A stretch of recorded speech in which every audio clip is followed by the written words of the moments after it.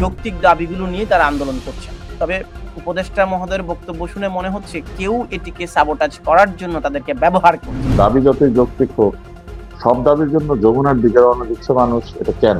যারা সরকারে আছেন তাদের বিভিন্ন কথাবার্তার মধ্যে এই ব্যাপারটি ফুটে ওঠে। তারা এককভাবে নানান সিদ্ধান্ত দেন, তারা ঘোষণা করে দেন নানান কিছু। সরকারকে তার আচরণের মধ্যে দিয়ে এই বিষয়টিকে প্রিভেন্ট করতে হবে।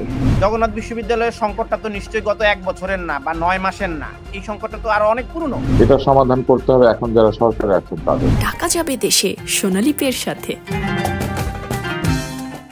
সুপ্রিয় দর্শক, সকলকে স্বাগত জানাচ্ছি। আমি তানভীর আহমেদ। পিপলস কোয়েশ্চেন অনুষ্ঠানে আমাদের আজকের অতিথি ডাক্তার আব্দুল নূর তুষার, গণমাধ্যম ব্যক্তিত্ব এবং বিশ্লেষক। রাজনীতি এবং সমসাময়িক বিষয় নিয়ে পিপলস কোয়েশ্চেনে আমরা আলোচনার বিষয় নির্ধারণ করেছি নিষিদ্ধ আওয়ামী লীগ প্রজ্ঞাপনে মত প্রকাশের স্বাধীনতাকে ক্ষুণ্ণ করে না। এর পাশাপাশি আমরা সমসাময়িক বিষয়গুলো নিয়েও আলোচনা করব।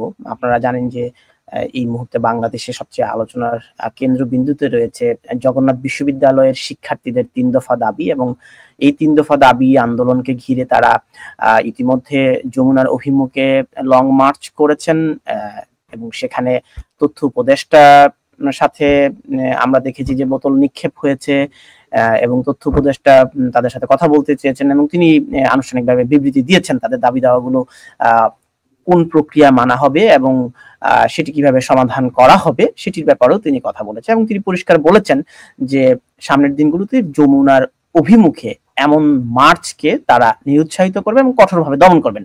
ডাক্তার আব্দুল নূর তুষার, আমরা যমুনার অভিমুখে মার্চটি নিয়ে শুরু করে তারপর আমরা আওয়ামী লীগ নিষিদ্ধের আলাপে যাব। আমাদের আরেকজন আইনজীবী উপস্থিত হবেন, তিনি আসলেই আমরা মূল আলোচনায় ফিরে যাব। ডাক্তার তুষার, কেন তারা এই মার্চ করেছে? কি দাবি তাদের? তাদের বেশ কয়েকটি দাবি।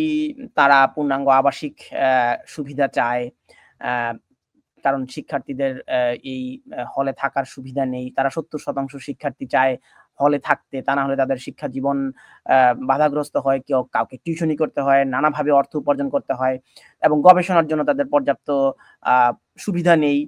মূলত এই যৌক্তিক দাবিগুলো নিয়ে তারা আন্দোলন করছেন। তবে উপদেষ্টা মহোদয়ের বক্তব্য শুনে মনে হচ্ছে কেউ এটিকে সাবোটাজ করার জন্য তাদেরকে ব্যবহার করছে, তিনি এই ইঙ্গিতটিও দিয়েছেন।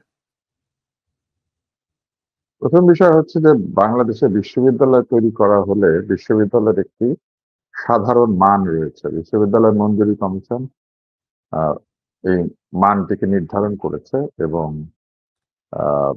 বাংলাদেশে বেসরকারি বিশ্ববিদ্যালয় এবং সরকারি বিশ্ববিদ্যালয় সকল বিশ্ববিদ্যালয়ের ক্ষেত্রে কিছু অবশ্য পালনীয় বিষয় রয়েছে, যার মধ্যে একটি হচ্ছে যদি আবাসিক বিশ্ববিদ্যালয় হয় তবে হল থাকতে হবে। এখন জগন্নাথ বিশ্ববিদ্যালয় কিন্তু বিশ্ববিদ্যালয় ছিল না, এটা একটা কলেজ ছিল। কলেজ থেকে বিশ্ববিদ্যালয় কলেজ, মানে সেখান থেকে গ্রাজুয়েশন ডিগ্রি মাস্টার্স করা যেত, কিন্তু এটা ঢাকা কলেজের মতো একটা কলেজ ছিল। সেখান থেকে হঠাৎ সেটাকে বিশ্ববিদ্যালয়ে পরিণত করা হয়েছে।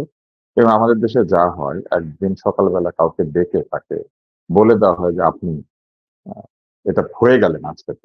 তো অবকাঠামোর উন্নতি না করে এটিকে বিশ্ববিদ্যালয় ঘোষণা করে পদ সৃষ্টি করে বিভিন্ন জায়গাতে লোক নিয়োগ করে একটি প্রতিষ্ঠান তৈরি করা হয়েছে। কিন্তু জগন্নাথ বিশ্ববিদ্যালয় কলেজের মানে যখন এটা বিশ্ববিদ্যালয় কলেজ ছিল সেইখান থেকে এদের যে খুব একটা অবকাঠামোগত উন্নতি হয়েছে সেটা নয়। এই বিশ্ববিদ্যালয়ের ভেতরে একটা স্কুল আছে, এবং সেই স্কুলটা ওই বিশ্ববিদ্যালয়ের ভেতরে এরকম নানান বিষয় রয়েছে। সেই স্কুলটা একটা অনেক পুরনো স্কুল, এবং এটা একটা হেরিটেজ স্কুল, অনেক বছরের পুরনো। তো এই সবকিছু মিলিয়ে আমার কাছে মনে হয়েছে যে দাবি যতই যৌক্তিক হোক, সব দাবির জন্য যমুনার দিকে রওনা দিচ্ছে মানুষ, এটা কেন? যমুনা দিকে রওনা দেওয়া মানে হচ্ছে যে একক ব্যক্তির কাছ থেকে সকল সিদ্ধান্ত আশা করা হচ্ছে।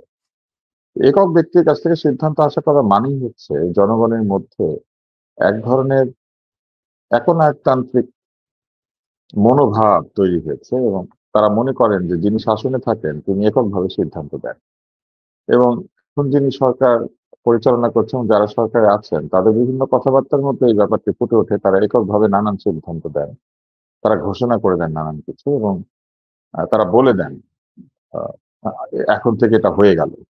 এই প্রক্রিয়াটাই আসলে মানুষকে উৎসাহিত করেছে আরো বেশি করে, যাতে সবাই যমুনার সামনে দাঁড়ালে বিভিন্ন কিছু হয়, চিকিৎসার জন্য যমুনার সামনে যায়, আওয়ামী লীগ নিষিদ্ধ করার জন্য যায়, জগন্নাথ বিশ্ববিদ্যালয় হল তৈরি করার জন্য যায়, এরকম নানান দাবি দেওয়ার জন্য তারা যমুনার দিকে রওনা দেন। শিক্ষকরাও মনে হয় একবার রওনা দিয়েছিলেন, এরকম বিভিন্ন জনের ওই দিকে রওনা। তো আমার কাছে মনে হয় যে এটা সরকারকে তার আচরণের মধ্যে দিয়ে বিষয়টিকে প্রিভেন্ট করতে হবে। ভবিষ্যতে আমরা এটাকে আটকে দেবো বা ভবিষ্যতে এইভাবে আসতে দেওয়া হবে না, এই ডাক্তার আব্দুল নূর স্যার, আপনার কি মনে হয় না যে এই সংকটগুলো রাজনীতিবিদরা চাইলে সমাধান করতে পারেন, কিন্তু তারা ইচ্ছে করে জিয়ে রাখেন?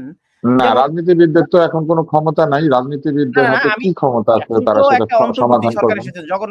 জগন্নাথ বিশ্ববিদ্যালয়ের সংকটটা তো নিশ্চয়ই গত 1 বছরের না বা 9 মাসের না, এই সংকটটা তো আরো অনেক পুরনো, তাই না? জগন্নাথ বিশ্ববিদ্যালয়ে এই দাবি দেওয়া নিয়ে বহুদিন থেকে কথাবার্তা চলছিল। জগন্নাথ বিশ্ববিদ্যালয়ের ছেলে মেয়েরা সামনে বসে একটা আন্দোলন করেছেন এই বিশ্ববিদ্যালয়ের, এবং মাঝখানে তারা একবার সচিবালয়ে চলে গিয়েছিলেন আমার যতদূর মনে পড়ে।